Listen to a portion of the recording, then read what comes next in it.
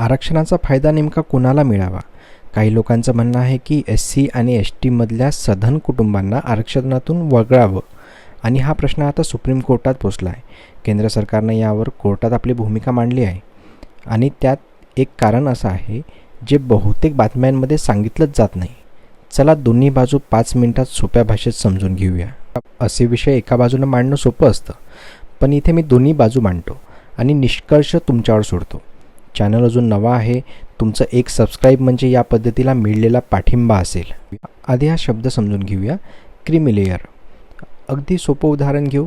दुधाची भांडी ठेवली की वरती साय जमते, ती सगळ्यात वरचा थर असतो. आरक्षणाच्या भाषेत क्रीमी लेयर म्हणजे तसाच वरचा थर. आणि एखाद्या मागास प्रवर्गातील अशी कुटुंब जी आर्थिक आणि सामाजिकदृष्ट्या पुढे गेली आहेत आणि नियम असा आहे अशा कुटुंबांना आरक्षणाचा फायदा मिळत नाही. हे सध्या कुणाला लागू आहे का? OBC प्रवर्गाला. तिथे मर्यादा आहे वर्षाला 8 लाख रुपये. कुटुंबाचं उत्पन्न त्यापेक्षा जास्त असेल तर आरक्षण मिळत नाही. आणि इथे एक गोष्ट लक्षात ठेवा, या 8 लाखांच्या हिशोबात पगार आणि शेतीचं उत्पन्न धरलं जात नाही. ही मर्यादा 2017पासून बदललेली सुद्धा नाही. आता प्रश्न असा, हा नियम SC आणि STला लागू आहे का?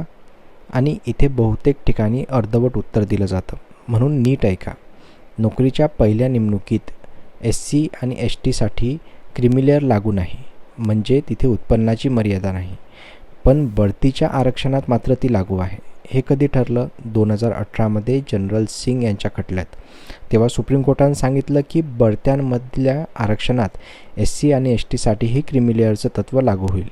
म्हणजे SC आणि STला क्रीमी लेयर अजिबात लागू होत नाही असं म्हणणं पूर्ण बरोबर नाही, ते अर्धवट लागू आहे. आता थोडं मागे जाऊया. 1992 साली एक फार मोठा खटला झाला, इंदिरा साहनी वर्सेस भारत सरकार. याला मंडल आयोग खटलाही म्हणतात. तो 9 न्यायमूर्तींनी ऐकला होता आणि निकालात कोर्टानं OBCसाठी क्रीमी लेयर लागू केलं, पण SC आणि STसाठी ते जाणीवपूर्वक लागू केलं नाही. कारण दिलं गेलं. कोर्टाचं म्हणणं होतं की SC आणि STना सोसावा लागणारा भेदभाव वेगळ्या प्रकारचा आहे. मग आता वाद पुन्हा का सुरू झाला? 1 ऑगस्ट 2024 रोजी पंजाब राज्य वर्सेस दविंदर सिंग या खटल्यात 7 न्यायमूर्तींच्या घटनापीठानं एक मोठा निकाल दिला. त्यात 6 विरुद्ध 1 बहुमतानं ठरलं की राज्य SC STमध्ये उपवर्गीकरण करू शकतात. आणि त्याच निकालात काही न्यायमूर्तींनी असंही मत मांडलं की SC STमध्ये क्रीमी लेयर असावं. पण इथे एक गोष्ट स्पष्ट सांगतो, ती मतं बंधनकारक कायदा नाहीत. ती त्या न्यायमूर्तींची वैयक्तिक निरीक्षणं होती. तरीही त्यामुळे देशभर चर्चा सुरू झाली आणि कोर्टात याचिका दाखल झाल्या. ऑगस्ट 2024 केंद्र सरकारच्या सामाजिक न्याय आणि सक्षमीकरण मंत्रालयानं सुप्रीम कोर्टात एक शपथपत्र दाखल केलं. शपथपत्र म्हणजे काय? कोर्टात लेखी स्वरूपात मांडलेली अधिकृत भूमिका. आणि हे शपथपत्र एका याचिकेला उत्तर म्हणून नाही, तर अनेक जनहित याचिकांना एकत्र उत्तर म्हणून दाखल झालं आहे.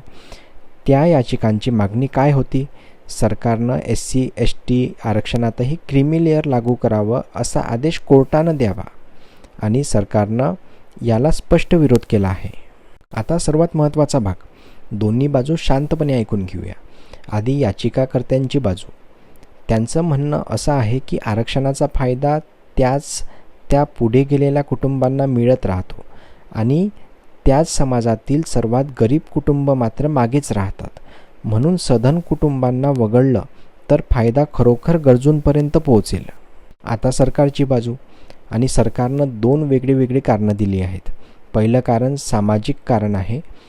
सरकार म्हणतं की SC आणि STंना मिळणारं आरक्षण फक्त गरिबीमुळे नाही, ते शतकानुशतकं चाललेल्या अस्पृश्यता आणि सामाजिक बहिष्कारामुळे आहे. आणि माणसाकडे पैसा आला म्हणून तो भेदभाव आपोआप संपत नाही. म्हणून इथे फक्त उत्पन्न हा निकष लावता येणार नाही. आणि दुसरं कारण कायदेशीर आहे आणि हेच कारण बहुधा बातम्यांमध्ये सांगितलं जात नाही. सरकारचं म्हणणं असं आहे की ही याचिका मुळात टिकणारीच नाही, कारण ती कोर्टाला सांगते की सरकारला ठराविक पद्धतीनं धोरण बनवायला आदेश द्या आणि धोरण कसं असावं हे ठरवणं कोर्टाचं काम नाही. सरकार पुढे म्हणतं, असा बदल करायचाच असेल तर आधी सखोल अभ्यास व्हायला हवा आणि तो निर्णय संसदेनं घ्यावा. थोडक्यात सरकारचं उत्तर 2 भागात आहे. आम्ही याच्याशी सहमत नाही आणि हा निर्णय कोर्टाचा नाही. आता चेंडू सुप्रीम कोर्टाच्या कोर्टात आहे आणि इथे एक गोष्ट लक्षात घ्या, कोर्टानं याआधीही अशाच एका याचिकेवर म्हटलं होतं की हा निर्णय सरकार आणि संसदेनं घ्यायचा आहे. त्यामुळे कोर्ट अशावेळी काय भूमिका घेतं हे सगळ्यात महत्त्वाचं ठरणार आहे.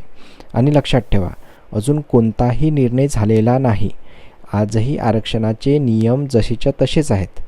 हा विषय संवेदनशील आहे म्हणून एक विनंती, कमेंटमध्ये चर्चा करा, पण आदरानं करा आणि कुणाच्याही जातीबद्दल किंवा समाजाबद्दल अपमानास्पद बोलू नका. चॅनल नवा आहे, सबस्क्राईब करून पाठिंबा द्या. भेटूया पुढच्या व्हिडिओमध्ये.